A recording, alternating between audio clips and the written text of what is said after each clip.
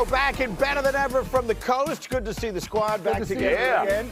Kmart is rolling. J-Mac, Jeff Saturday. Basketball squad is in effect as well. As we got Monica, we got Windy, but we had Wemby last night. We had the Spurs and the Lakers. Lakers playing without LeBron, without Luka, without Reeves. Oh, that's fun. So just enjoy watching Victor Wembanyama. Everything I'm about to show you happens in the first quarter. Well, first of all, that's the Euro walk as opposed to the Euro Did step. He started at half court right there? Yeah, but they give it to him. Now, hold on a second. Now we got a little Wemby. Watch him working on Jake Larry. Look. Oh! The left hand, too. Gracious. Okay, Wemby. Yeah, but how you going to D that up, bro? We're still in the quarter. Watch this. Watch Wemby.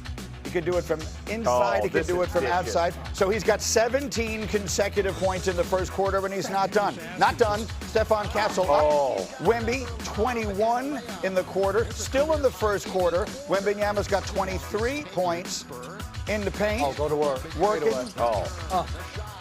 The touch. 25 points in the quarter. Spurs by 1 million.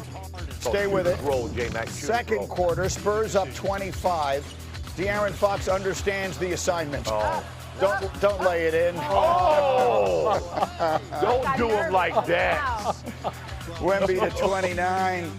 Later in the quarter, watch the left hand. I mean, you literally have no chance. At least the Lakers fans got a good show, though. Yeah, that's what they deserve. Dylan Harper throws it up. Wembanyama throws it down. He's got 37 in the first half. Yeah, Spurs up 39. Third quarter, the 29-point lead. Wembanyama. Finished him. 40 points, 12 rebounds. He barely played in the third quarter. He didn't play in the fourth quarter. He scored 40 points in 26 minutes. He didn't sweat. It was his second game with 40 points in under 30 minutes played, already tied for the third most such games in the last 70 years. And then he had this fascinating response when asked about wanting to play versus sitting in the fourth quarter. This kind of games, you got to have, the greed. I mean, every game you have to have this greed, to want more every time. Because, at all times, it doesn't matter who's on the court. There's somebody who's going to want to stop you from doing what you do out there. So you got to be greedy. All right, we got Wemby, we got Windy, we got Monica McNutt early this morning. Monica, I will make my statement in the form of a question to you. Has Wembanyama become the best show in the NBA in his third year? It feels like it for sure, Greeny. Yeah, I would go ahead and do that just because I think we are all still marveling at the combination of obviously his frame and what he's able to do. I mean, look at that highlight. As you so eloquently explained, he did it inside, outside, mid-range, like whichever way you want it, Victor Wembanyama has been able to deliver it. And what I think has made this so fascinating in terms of the enthusiasm around the Spurs is that when you look at this supporting this is a team that you feel on both sides of the basketball when they're playing their best. Windy, what are the right things to say right this minute about both Wembanyama and this team he plays for in the West? Well, first off, he has more 40-point games now than Tim Duncan did. Did you hear what I just said? He's got more 40-point games than Tim Duncan. Okay, that's right, number one. Number two, I don't think he was too impressed with the Jake LaRavia, Maxi Kleba, Luke Kennard defensive system that J.J. Redick put out there on him last night. He kind of decided that if you're going to put that out there on me, I'm going to do these things to you, and he is at the level where he can do that. Now, the Lakers were so sort of out of place that they just basically started running zones, and he started making threes.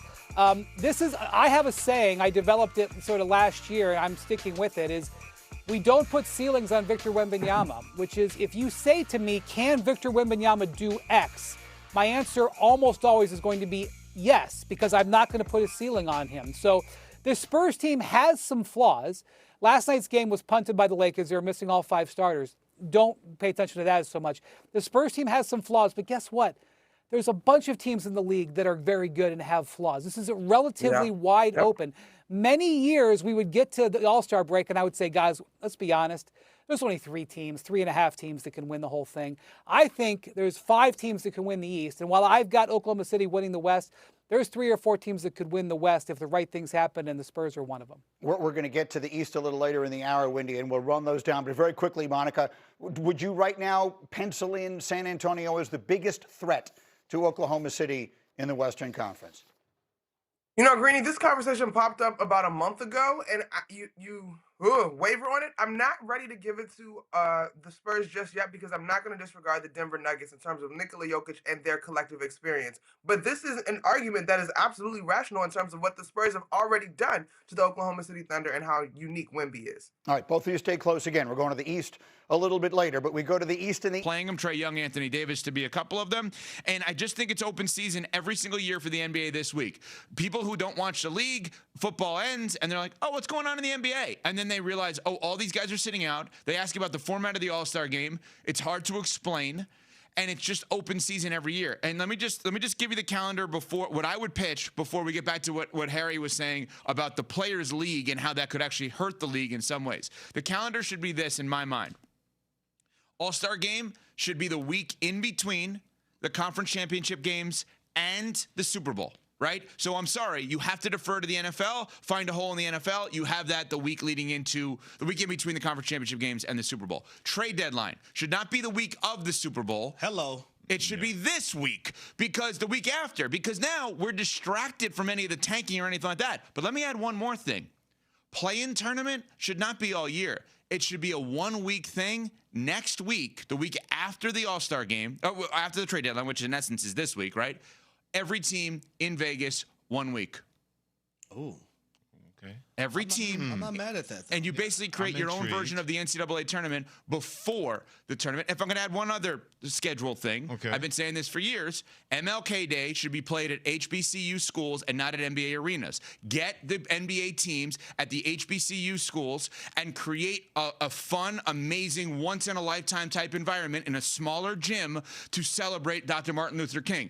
There's just little things that can be done here, guys, to make this better. But Harry, to the point we left off talking about, you need someone, and I love Adam Silver, but maybe some of this stuff's not working. You need someone to say, no, this is how it's going to happen. Well, that's what you don't have in the NBA right now because, number one, it's a players' league. And when you have a league where contracts are guaranteed and players can bully their way out of a city and away from an organization, the commissioner is going to tailor things to their liking. That's not what you have in the National Football League. We know the commissioner, Roger Goodell, and the owners, he works for them, right? And nothing is tailored to appease the player in the National Football League, in my opinion. And it's one of those things, it's a slippery slope, right? Because, you know, from a player perspective, you would like to have more on the table. And we always, from a player standpoint, used to say, man, the NBA is a players' league. Things are tailored towards them and their liking for them to do any and everything. In the NFL, it's not like that. But as long as the NFL is the number one sport, and we know contracts in the National Football League, even though we would love for them to be guaranteed, they're never going to be that. Deshaun Watson got the only guaranteed contract in NFL history. And that is frowned upon amongst a lot of owners. There are a lot of owners that feel some type of way that Jimmy Haslam allowed that to happen. That's why you didn't see Lamar Jackson get a fully guaranteed contract. That's why Deshaun Watson is probably going to be the last one that we see has a fully guaranteed contract. Because we also seen how that ended up playing out for the Cleveland Browns and their organization. So when you look at the two respected sports, across the board, the NBA is a player league and the commissioner tailors toward things that's going to appease them. Roger Goodell, no, it's not like that on the NFL side. I go back to, remember when all those free agent contracts that guys were getting all these contracts that you say, they say, how is Nick Johnson getting $50 million from the Brooklyn Nets? I think that was his name back then. And the NFL saw Tyler Johnson. Tyler Johnson. Thank you. Tyler Johnson. When he got that contract from the Brooklyn Nets, and the NFL saw that because they knew NFL players were thinking, man, oh, man, if NBA players are getting that, when is it going to be our turn? And the NFL, which I've said for the longest time, is the strongest union and the biggest mafia in the world when it comes to the ownership group of the National Football League. Guys, they saw that and said, y'all can go to hell. We're never going to let that happen to our league. And they put stuff in place to make sure that the players were never, ever going to believe, outside the quarterback position, that they were going to be able to have a say in running things for a league in the National Football League, the way things were happening in the NBA. And yeah, the NBA's trying to put in protections. You got to have a floor. You got to have a ceiling when it comes to the salary cap. But those things are very, very fluid that you can circumvent those things in the NBA if you want to pay somebody or not pay somebody. First apron, second apron, all those kind of things are just minutia. If you want to get around it, you can. That's why you pay people to do those kind of things. But I go back to that time, guys, when all those guys are getting these kind of contracts. You have bench warmers getting these guaranteed deals, and the NFL said there's no way in hell we're paying the 53rd guy on our roster the same way the NBA players are doing. The minute that they put that in place, the NFL has never looked back because the players knew, man, we better try to get as much as we can because we're never going to take over this league and get what we want the way the NBA players have been able to do that, and Major League Baseball players have done the same thing in Major League Baseball. Freddie, I also believe that ownership in the National Football League and their mindset is drastically different from ownership in the NBA. Yeah, because it goes back to Evan's point that you're the employee, we're the employer. Look at Jerry Jones for sake. You have a player, Michael Parsons, who's a top 5 player in the National Football League. And Jerry Jones is basically saying, I don't care. By no means am I going to sit here and let you think that you run anything within this organization. I'm the GM. I'm the owner. What I say goes. And that's basically how Jerry Jones approaches things. And would you, you're an amazingly interesting guy to talk to about this, Harry. You played in the NFL. Your brother played in the NBA. And I don't know if you guys have ever had this kind of conversation. It's a random conversation that comes up this time of year. But, like, do you feel like the NBA model is worse than the NFL model, even though your brother, Tony, when he played in the NBA, had seemingly more player rights within the sport than you did? From a playing standpoint, no. From a business standpoint, yes. Okay. And we're hurting right now because no one is saying, like, no, this is not okay. Like, the 65-game rule is not actually deterring people from sitting out. It's just not. Like, it would be all NBA. And that does affect contract. You know, the tanking part of it. All of these teams are sitting out players, and there's nothing. Like, what do they care if they're going to pay a fine or anything like that? It's just not working. And even some of the proposed solutions, which is at some point during the course of the NBA season, we have that moment where wins count towards draft status versus losses. I don't even think that makes as much sense because why would the players care about playing that much harder to replace themselves? Evan, here's the problem with your statement. You care more about the NBA. I care more about the NBA than the NBA cares about the NBA. That's the problem. There's so many solutions you bring to the table, but you're thinking about for the betterment of the league and the betterment of the fans, the betterment of the players, et cetera, et cetera, et cetera. That's the problem. The NBA, they think of themselves as the NFL, that they're too big to fail because they have that kind of money out there. The NFL is the only sport that is really too big to fail in terms of the eyes of the fans, media, etc. Because even when the NFL takes dents to their armor, they just brush it off their shoulder and keep right on going.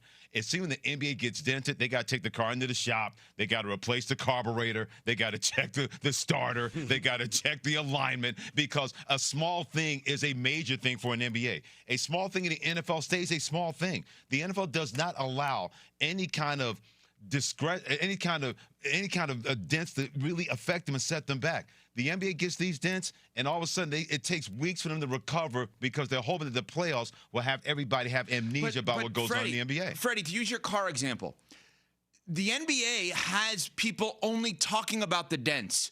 We need to find a way that when you buy that fancy, beautiful car that Harry Douglas, I'm sure, is driving around Atlanta with a smile on his face with the kids in the backseat going from game to dance to everything that Harry does, right? That we need to be talking about, wow, that's a nice car. And the NBA every year walks themselves into only talking about the dents because they get their worst moments are when people focus on them the most. It's always this week. You can rewind to Freddie and Harry's show sheets from a year ago and rundowns, and I promise you, you probably did topics 3P to 7P Eastern on ESPN Radio around the idea of what's wrong with the NBA, the tanking. Is it hurting the integrity? It's every year. They voluntarily show you their worst moments.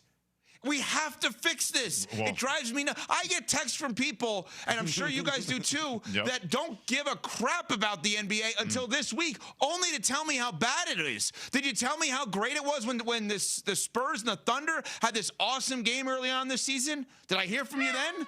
Well, no. I would say this. I know people that really don't watch the NBA till about March or April. Absolutely. Absolutely. There are plenty of people that watch the NBA 2 times a year, Christmas Day and the playoffs. Period. But they asked the questions today, this week. I understand that. You know what I mean? It just drives me nuts. Like I told Freddie yesterday, I was kind of upset that LeBron them didn't play because even though it was at 10:30 at night Eastern time and I had to get up at 4 a.m. to come do this show, I wanted to see that competition and Wembanyama and those young guys going against Luka